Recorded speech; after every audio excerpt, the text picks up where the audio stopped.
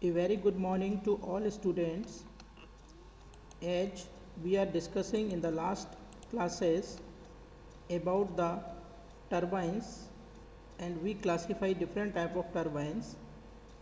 In this particular lecture today we will study about the power plant and various types of power plant. If we define a power plant, तो a power plant is an industrial facility that generate electricity from primary energy. यानी कि जो power plant होता है वो एक industrial facility है जहाँ पर प्राइमरी एनर्जी को यूज करके इलेक्ट्रिसिटी जनरेट की जाती है.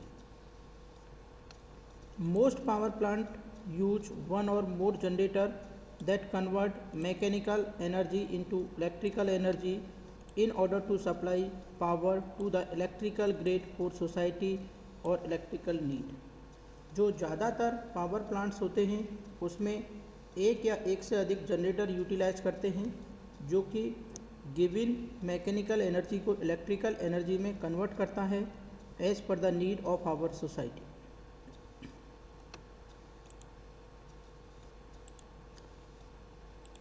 If further we will classify the different type of power plants, then we will discuss.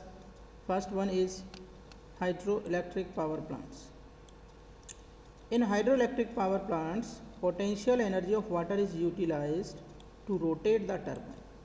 यानी कि वाटर की जो पोटेंशियल एनर्जी है उसको हम यूज करते हैं टरबाइन को रोटेट करने में.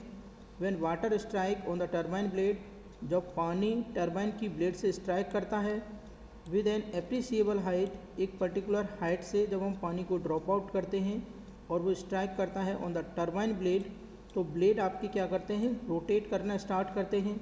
और जब आपके ब्लेड रोटेट करते हैं तो टरबाइन का जो रोटर है वो रोटेट करता है जो कि जनरेटर से अटैच होता है और जनरेटर क्या करता है, उस पर्टिकुलर रोटेशन को इलेक्ट्रिकल एनर्जी में कन्वर्ट करता है. Water is naturally available renewable sources and that can be stored in a large amount by making dam. Water एक नेचुरली अवेलेबल सोर्स है और इसको हम डैम बनाकर स्टोर कर सकते हैं लार्ज अमाउंट में एज़ पर आवर नीड. अगर हम इंडिया की बात करते हैं तो जो पहला हाइड्रो इलेक्ट्रिक पावर प्लांट है वो स्टार्ट हुआ था 1897 में नियर दार्जिलिंग, जबकि जो शिवा सुंदरम प्रोजेक्ट था जो 1902 में स्टार्ट हुआ इन मैसूर, जिसकी कैपेसिटी है लगभग 4.5 megawatt, was the first major hydroelectric power plant that is installed in India.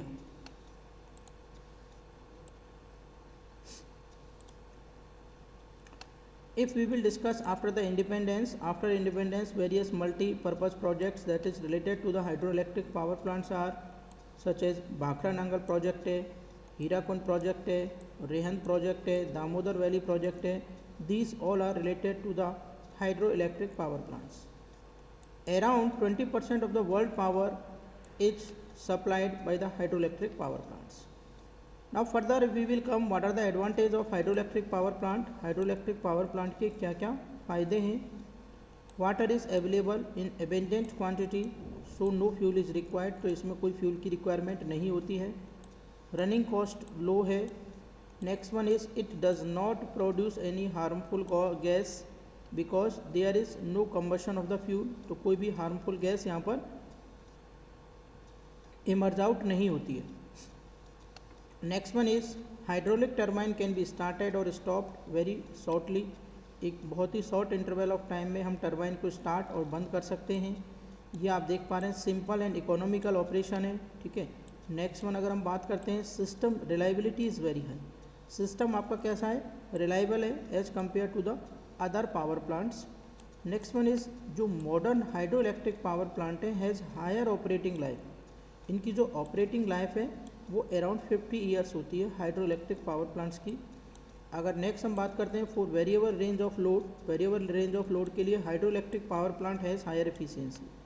तो जो हाइड्रो इलेक्ट्रिक पावर प्लांट की जो एफिशिएंसी होती है वो क्या होती है, हायर होती है. Next one is hydro electric power plant also provide auxiliary benefit such as irrigation, flood control etc. जो हाइड्रो इलेक्ट्रिक पावर प्लांट हैं वो प्रोवाइड करते हैं ऑक्सिलरी बेनिफिट में, जैसे इरीगेशन यानी जुताई वगैरह, यानी जो खेतें हैं उनकी हम भराई कर सकते हैं. फ्लड है उसको भी कंट्रोल कर सकते हैं क्योंकि जो डैम हम बनाते हैं उस डैम के अंदर जो फ्लड का वाटर है उसको हम क्या कर सकते हैं, स्टोर कर सकते हैं। No skill worker are required for the operation, simple operation होता है, कोई भी स्किल ऑपरेटर की इसमें ज़रूरत नहीं पड़ती है। Requirement of man power is very low, बहुत ही कम मैन पावर की यहाँ पर रिक्वायरमेंट होती है। नेक्स्ट अगर हम बात करते हैं इसके डिसएडवांटेजेस की, what are the disadvantage of hydro electric power plants, then we will initial installation cost is very high, इसमें इनिशियली जो इंस्टॉलेशन की कॉस्ट होती है वो ज़्यादा होती है। एटलीस्ट जो कंस्ट्रक्शन पीरियड है that is quite large, approximate 10 to 15 year लग जाते हैं अप्रॉक्सीमेट एक हाइड्रो इलेक्ट्रिक पावर प्लांट को कमीशनिंग करने में, कंप्लीट बनाने में। Generation of power is directly dependent on availability of water, जो पावर जनरेट होगी वो डिपेंड करता है वाटर की अवेलेबिलिटी पर। तो सीजन टू सीजन ये रेगुलर बेसिस पर रन नहीं कर पाते, अगर डैम के अंदर वाटर की अवेलेबिलिटी नहीं होगी तो पावर प्लांट आपका रन नहीं करेगा। Large catchment area is needed to store the water, water को स्टोर करने के लिए एक बहुत ही बड़ा एरिया की नीडेड होती है जहाँ पर हम आसानी से डैम बना सकें और पानी को स्टोर किया जा सके। Generally these power plant far away from the load centre, ये जो पावर प्लांट होते हैं ये बहुत ही दूर होते हैं जो हमारा लोड सेंटर होता है उससे, ठीक है। तो इसीलिए जो ट्रांसमिशन की कॉस्ट है वो इंक्रीज़ हो जाती है, या जो ट्रांसमिशन के जो लॉसेज होंगे वो भी आपके इंक्रीज हो जाते हैं। It also disturbs the ecology of that life, ठीक है। तो ये आपकी डिस्टर्ब करती है इकोलॉजी ऑफ दैट एरिया, उस पर्टिकुलर एरिया की जो इकोलॉजी है, ठीक है, उसको भी ये डिस्टर्ब करती है।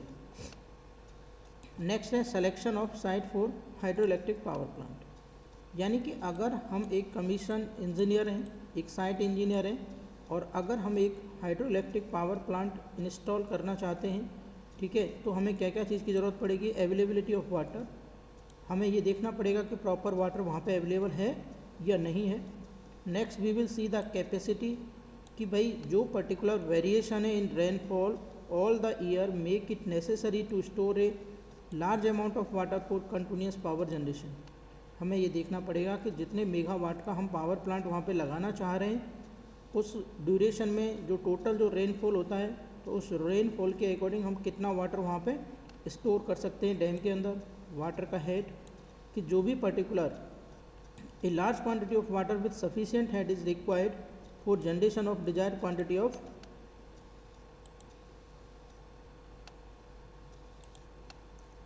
नेक्स्ट अगर हम बात करते हैं ट्रांसपोर्टेशन फैसिलिटी, तो the site should have well transportation facility so that we are able to handle easily the man and material to go and come, आने जाने में प्रॉब्लम ना हो। नेक्स्ट हम देखेंगे कि distance from the load centre, जहाँ पर हमें लोड सप्लाई करना है, इलेक्ट्रिसिटी सप्लाई करनी है, वहाँ से जो पावर प्लांट है उसकी जो डिस्टेंस है वो नियर होनी चाहिए, जिससे कि ट्रांसमिशन की जो कॉस्ट है, ठीक है, और जो ट्रांसमिशन में जो लॉसेज हैं उनको मिनिमाइज किया जा सके। Next one is the land type for the site, जो साइट की लैंड है वो चीप होनी चाहिए और रॉकी होनी चाहिए। The catchment area of the dam should B large, catchment area जो डैम का वो ज़्यादा बड़ा होना चाहिए, so that large amount of water can be store, जिससे कि हम ज़्यादा अमाउंट में पानी को स्टोर कर सकें। The foundation of the dam should be strong enough to withstand the stresses and thrust of water, तो जो पानी का फाउंडेशन है वो स्ट्रॉन्ग होना चाहिए। अगर हम बात करते हैं main parts of hydro electric power plant, hydro electric power plant के अंदर बच्चों कौन कौन से मेन पार्ट्स होते हैं, तो main part of hydro electric power plant में आता है, सबसे पहले अगर हम बात करते हैं वो कैचमेंट एरिया आता है जहाँ पर हम वाटर को स्टोर करते हैं। रिजर्वॉयर आता है, ठीक है, यानी जो हम बनाते हैं रिजर्वॉयर का एरिया। डैम आता है, स्पिलवेज आते हैं, कॉन्ड्यूट आते हैं, डिफरेंट टाइप के जो पाइप्स होते हैं। सर्च टैंक आता है।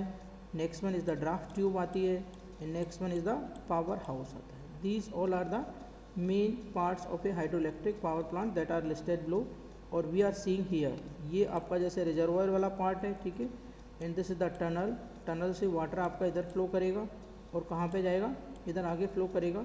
और ये सर्च टैंक क्या है, नीडेड होता है, जिससे कि हम क्या कर सकते हैं, ये सर्च साफ्ट नहीं है, दिस इज सारा सर्च टैंक। और सर्च टैंक से ये वाटर कहाँ जाता है, पेन स्टॉक के अंदर जाता है, और पेन स्टॉक में यहाँ पर एक वाल्व लगा होता है जो पानी की फ्लो को कंट्रोल करता है as per the need of the turbine, turbine की नीड के अकॉर्डिंग। और ये जनरेटर वाला पार्ट है, और टरबाइन के जो एग्जिट होता है वहाँ पर ड्राफ्ट ट्यूब लगी रहती है। ठीक है, you can see also this with this diagram, this is the reservoir, ये रिजर्वॉयर है and this water is flowing in this particular direction and with the flow of this the turbine will start rotating. When the turbine will start rotating, then what will start, this rotor will start rotating. और ये जो आप red colour में देख रहे हैं ये generator है जो वर्टिकल टरबाइन पे माउंटेड होता है। जनरेटर से इलेक्ट्रिसिटी प्रोड्यूस होती है and that go to the transformer, ये ट्रांसफार्मर में जाती है और ट्रांसफार्मर से with the help of line we will transfer it further, इसको हम आगे फर्दर ट्रांसफ़र कर देते हैं। नेक्स्ट आता है कैचमेंट एरिया। ठीक है, ये हम आपको बता चुके हैं already. An area of land which collect water from different sources such जैसे रेन ऑफ है, स्नो मेल्ट है, ठीक है ना, nearby stream ETC, called the catchment area. Reservoir basically क्या होता है, this is the area behind the dam, ये डैम के पीछे का एरिया होता है। Where a large amount of water is store, जहाँ पर हम large amount of water store कर सकते हैं। डैम बेसिकली क्या होता है, dam is the most important part of any hydro electric power plant. Dam किसी भी हाइड्रो इलेक्ट्रिक पावर प्लांट का सबसे इंपॉर्टेंट पार्ट होता है। It is built to develop a reservoir of required capacity to store water. ये dam utilize किया जाता है एक रिजर्वायर डेवलप करने के लिए as per the need of our capacity, हमारी कैपेसिटी के हिसाब से। स्पिलवेज क्या होते हैं basically, the main function of spillway is to safeguard the dam in case of water rise. अगर मान के चलिए जो स्पिलवेज होते हैं वो किसके अंदर बनाए जाते हैं, जो हमारा डैम होता है उसके अंदर बनाए जाते हैं। और इनका मेन फंक्शन है कि जब मान के चलिए डैम के अंदर वाटर की जो लेवल है वो राइज करता है तो स्पिलवेज के थ्रू हम क्या कर सकते हैं, पानी को निकाल सकते हैं। It also provide stability to the dam during flood without raising the reservoir level, जिससे हम रिजर्वायर का जो लेवल है उसको बिना बढ़ते हुए स्पिलवेज से वाटर को निकाल देते हैं, जो वाटर को सेफ्टी प्रोवाइड करते हैं, डैम को सेफ्टी प्रोवाइड करते हैं। कॉन्ड्यूट क्या होता है, डिफरेंट पाइपलाइन और channel are used in the dam. Dam के अंदर अलग अलग पाइपलाइन और चैनल का यूटिलाइजेशन करते हैं। A penstock is the long pipe that carries the flowing water from reservoir to turbine. Next होता है बच्चों सर्च टैंक। तो surge tank is a small reservoir, एक छोटा सा रिजर्वायर होता है that is use to reduce the water, जो पानी की रिड्यूस करने के लिए आता है वाटर हैमरिंग इफेक्ट, वाटर के हैमरिंग इफेक्ट को। If turbine is located at a short distance, अगर टरबाइन एक शॉर्ट डिस्टेंस पर लोकेटेड है then there is no need of surge tank, तो सर्च टैंक की कोई ज़रूरत नहीं होती है। Surge tank become very necessary when pressure increases और decreases as per the load on the generator and protect dam from sudden damage, जो कि क्या करता है, डैम को सडन डैमेज से रोकने का काम करता है। ड्राफ्ट ट्यूब क्या होती है basically, a draft tube has diverging outlet होता है। It allow the turbine to be set above the tail race so that inspection and maintenance could be easy. Draft tube are of different type like conical और an elbow tube. Uses of an elbow type draft tube is common and economical. Next अगर हम बात करते हैं बच्चों thermal power plant की, अगर हम थर्मल पावर प्लांट के बारे में बात करते हैं तो thermal power plant is the main source of power generation. Thermal power plant basically power generation का मेन सोर्स होता है। अगर हम वर्ल्ड की बात करें तो वर्ल्ड की 2/3 जो एनर्जी की रिक्वायरमेंट है वो थर्मल पावर प्लांट के द्वारा फुलफिल की जाती है। कोयल is used as a fuel in these plant. इस टाइप के जो प्लांट होते हैं उनके अंदर कोयला है, उसको हम एज ए फ्यूल यूज़ करते हैं। पहला जो पावर प्लांट एस्टेब्लिश किया गया था कोयल थर्मल पावर प्लांट, जो हैदराबाद में एस्टेब्लिश किया गया था। और अगर हम बात करते हैं इंडिया की तो 65% of total requirement of the power is fulfilled by the thermal power plant, ठीक है। और ये कौन से साइकिल पे बेस्ड होता है, it is based on the Rankine cycle, ये रैंकाइन साइकिल पे बेस्ड होता है।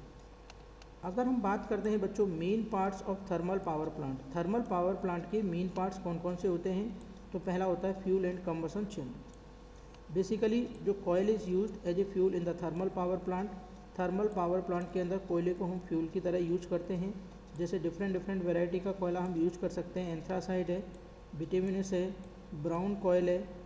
जनरली क्या है, एंथ्रासाइड जो कोयला होता है वो बेस्ट क्वालिटी का कोयला होता है, इसको हम यूटिलाइज नहीं करते हैं क्योंकि अगर ये बर्न करेगा तो पर केजी ये जो हीट है वो ज़्यादा लिबरेट करेगा, वो एनवायरनमेंट में वेस्ट चली जाएगी।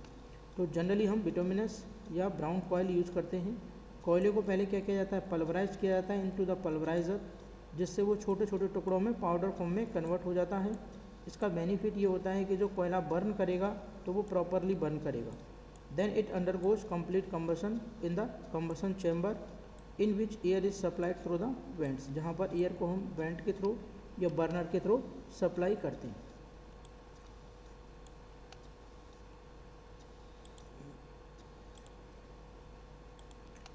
नेक्स्ट आता है हमारा बॉयलर।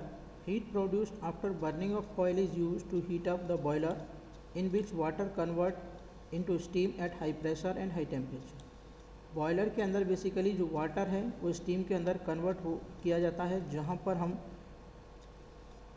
जो फ्यूल की बर्न करने से जो एनर्जी मिल रही है उसको यूज करते हैं। नेक्स्ट आती है students turbine. High pressure steam is fed to the turbine due to which the blade rotate. जो हाई प्रेशर की स्टीम है that we get from the boiler, जो हमें बॉयलर से प्राप्त होती है, उसको हम क्या करते हैं, कहाँ पे भेजते हैं, टरबाइन के अंदर भेजते हैं। तो जो kinetic energy of the steam is converted into mechanical energy. जो स्टीम की काइनेटिक एनर्जी उसको हम किस में कन्वर्ट करते हैं, मैकेनिकल एनर्जी में कन्वर्ट करते हैं। Further this mechanical energy is converted into electrical energy by means of A generator. Further ये जो मैकेनिकल एनर्जी है इसको हम कन्वर्ट करते हैं इलेक्ट्रिकल एनर्जी में with the help of A generator की सहायता से। After passing through turbine, turbine से पास होने के बाद में low pressure steam is exhausted in the condenser. Turbine से पास होने के बाद में जो लो प्रेशर स्टीम है उसको हम एग्जॉस्ट करते हैं कहाँ पर, कंडेंसर के अंदर। नेक्स्ट वन होता है condenser. The exhausted steam from turbine get condensed in the condenser by cold water circulation. जो भी एग्जॉस्टेड स्टीम है टरबाइन से आती है वो क्या होती है, कंडेंस होती है इन the condenser by cold water circulation. Feed water pump है जिसको हम यूज करते हैं बॉयलर के अंदर फीड करने के लिए। डेअरेटर है, ये भी यूटिलाइज होता है, ठीक है। और ये सारी चीज़ें आप यहाँ से आसानी से समझ सकते हैं। थर्मल पावर प्लांट में यहाँ पर देखिए ये आपका कोयला होता है, ठीक है। This is your coil. इस कॉयल को हम क्या करते हैं, पहले पल्वराइज करके यहाँ हॉपर के अंदर फील्ड कर दिया जाता है। ये हॉपर है, हॉपर के थ्रू कोयला कहाँ जाएगा, इन द डाउनवर्ड डायरेक्शन। और डाउनवर्ड डायरेक्शन के बाद ये कहाँ पर चला जाता है, फर्नेस के अंदर। तो एक साइड से कोयला प्रोवाइड करते हैं, दूसरे साइड से यहाँ पर हम क्या देते हैं, इसको एयर प्रोवाइड करते हैं। जब कोयला एयर की प्रेजेंस में बर्न होगा तो यहाँ से हीट रिलीज होगी, जिसको हम ट्यूब के थ्रू पास आउट करते हैं और जो चिमनी के थ्रू बाहर निकल जाती है, ठीक है। और दूसरे साइड में क्या होता है, यहाँ पर एक पंप होती है और इस पंप के थ्रू यहाँ पर हम वाटर सप्लाई करते हैं। और ये वाटर किस में जाता है, इधर मूव करता है और ये धीरे धीरे जैसे ट्यूब के कांटेक्ट में आता है हीटअप होता है। ऐसे ही जब ये ट्यूब के ये वाटर इस पाइप के थ्रू कहाँ पर चला जाता है, टरबाइन के अंदर यहाँ पर चला जाता है। और जब ये टरबाइन के अंदर यहाँ पर एक्सपेंड होगा वाटर, तो यहाँ पर बेसिकली क्या है, टरबाइन के अंदर एक्सपेंशन के बाद में इसको हम यहाँ से बाहर निकाल देते हैं। यहाँ से ये एग्जॉस्ट हो जाता है। ये आपका ये एग्जिट वाला पार्ट है। तो यहाँ से वाटर आपका जो भी पर्टिकुलर स्टीम है वो एग्जिट होती है और वो किसके अंदर जाती है, वो बच्चों कंडेंसर के अंदर जाती है। तो ये जो कंडेंसर वाला पार्ट है अपना, ठीक है, यहाँ पर एक साइड में क्या हो रहा है, यहाँ से स्टीम आ रही है और इस स्टीम को वाटर में कन्वर्ट करके फर्दर हम यूज कर रहे हैं। जबकि यहाँ पर ये जो ट्यूब दिखाई दे रही है ब्लू कलर की, यहाँ से आपका क्या आ रहा है, कोल्ड वाटर आता है यहाँ से। अगर हम बात करते हैं कोल्ड वाटर की, तो जो ठंडा पानी है वो ट्यूब के अंदर रहता है और स्टीम क्या रहती है, ट्यूब के बाहर रहती है। जब स्टीम इन ट्यूब के कांटेक्ट में आएगी तो वो कंडेंस हो जाती है और वाटर हीटअप हो जाता है। तो जो हॉटेड वाटर है इसको हम with the help of pump की सहायता से हॉट वाटर को कहाँ पे भेज दिया जाता है, हॉट वाटर को इसके अंदर भेज दिया जाता है, जो आपका क्या कहलाता है, ये। और ये आपका बेसिकली क्या कहलाता है, कूलिंग टावर। इसको बोलते हैं हम कूलिंग टावर। और कूलिंग टावर में जो ऊपर से हम क्या करते हैं, वाटर को स्प्रे करते हैं स्टूडेंट्स। ऊपर से वाटर स्प्रे आएगा इस तरीके से, ठीक है, डाउनवर्ड डायरेक्शन में ड्रॉप बाइज और नीचे से एयर हम फ्लो कराते हैं। यहाँ पर एयर के लिए ब्लोअर लगे रहते हैं दोनों साइड में। और जब एयर आपकी यहाँ से ब्लो करेगी ऊपर की डायरेक्शन में और पानी के कांटेक्ट में आएगी तो एयर तो क्या हो जाएगी, हॉट। तो हॉट एयर यहाँ से बाहर निकल जाती है और जो ठंडी एयर है जो उसको इसकी हीट को एब्जॉर्ब कर लेती है और पानी को यहाँ ठंडा हम स्टोर कर लेते हैं और इसको फिर हम वापस पंप की सहायता से कर देते हैं। तो ये आपका थर्मल पावर प्लांट था। एडवांटेज एंड डिसएडवांटेज के बारे में अगर हम बात करते हैं तो कंपैरेटिवली लो इनिशियल कॉस्ट होती है, require very less space as compare to the hydro power plant, coal is easily available, the cost of per unit generation is less. और इसके डिसएडवांटेज की बात करते हैं, प्रोड्यूस ग्रीन हाउस गैसेज और overall efficiency of a thermal power plant is low, approximate 30% होती है। Next जो स्टूडेंट अगर हम बात करते हैं वो न्यूक्लियर पावर प्लांट की बात करते हैं। तो न्यूक्लियर पावर प्लांट के अंदर अगर हम मेन कंपोनेंट देखते हैं तो एक तो होता है nuclear reactor. Nuclear reactor boiler का काम करता है। न्यूक्लियर रिएक्टर जो इसका हार्ट होता है न्यूक्लियर पावर प्लांट का, जिसके अंदर हम कंट्रोल्ड न्यूक्लियर फिजन कराते हैं। कोई भी रेडियो एक्टिव एलिमेंट के ऊपर जो न्यूट्रॉन्स होते हैं उनकी स्ट्राइकिंग की जाती है, जैसे यूरेनियम 235 के ऊपर, और उसके थ्रू क्या होता है बेसिकली ये बहुत ज़्यादा हीट लिबरेट होती है। और जब उस हीट को हम यूज करते हैं किसके अंदर, पानी को हीटअप करने में, और फिर हम उससे टरबाइन चलाते हैं। तो steam turbine you know very well किस काम में आती है। बीच में एक मॉडरेटर होता है बच्चों। तो मॉडरेटर का फ़ायदा क्या है, to slow down the chain reaction. जब न्यूक्लियर फिजन कराते हैं हम यूरेनियम 235 का, तो ये एक चेन रिएक्शन बनती है। इस चेन रिएक्शन को रोकने के लिए हम क्या करते हैं, एक मॉडरेटर यूज करते हैं न्यूक्लियर रिएक्टर के अंदर। तो neutron produced by fission process are very fast moving neutrons. तो जो फिजन प्रोसेस होती है उसके थ्रू जो न्यूट्रॉन आपके डेवलप होते हैं वो बहुत ही फास्ट होते हैं। उनको कंट्रोल करने के लिए, ठीक है ना, जिससे वो वहाँ से बाहर ना निकलें, तो हम क्या यूज़ करते हैं, मॉडरेटर यूज़ करते हैं, जिसमें हम वाटर यूज़ कर सकते हैं, ग्रेफाइट और बेरिलियम यूज़ कर सकते हैं। कूलेंट हम यूज़ करते हैं क्योंकि यहाँ पर टेम्परेचर बहुत ही ज़्यादा हाई होता है। कंट्रोल रॉड जो आपकी कैडमियम या बोरोन की बनी होती हैं, जो न्यूट्रॉन को एब्जॉर्व कर लेती हैं, ठीक है ना, ड्यूरिंग द न्यूक्लियर फिजन। तो कंट्रोल रॉड यूज़ की जाती हैं। शील्डिंग हम प्रोवाइड करते हैं, जिससे कि कोई भी पर्टिकुलर रेडिएशन बाहर ना निकले और वो हमें हानि ना पहुंचाए, ठीक है। तो इसलिए इसकी प्रॉपर शील्डिंग की जाती है। ये इसका पिक्चर लेआउट है जो न्यूक्लियर पावर प्लांट का है, ठीक है। And this is the main diagram of the nuclear power plant. जैसा कि आप देख रहे हैं यहाँ पर हमने इसको न्यूक्लियर रिएक्टर से रिप्लेस कर दिया बॉयलर को, और ये आपको यहाँ पर हीटअप करने में काम आ रहा है। बाकी सारी चीज़ें सिमिलर टू दैट वन है। ये इसके स्टूडेंट के एडवांटेज एंड डिसएडवांटेज हैं। It can easily used where coil and water supply is less. It requires a small quantity of fuel. Less space is required. Remain unaffected in weather condition. There is no problem of fuel storage. और अगर इसके disadvantage की बात करेंगे तो radioactive waste, efficiency reduces और high initial cost. Thank you very much.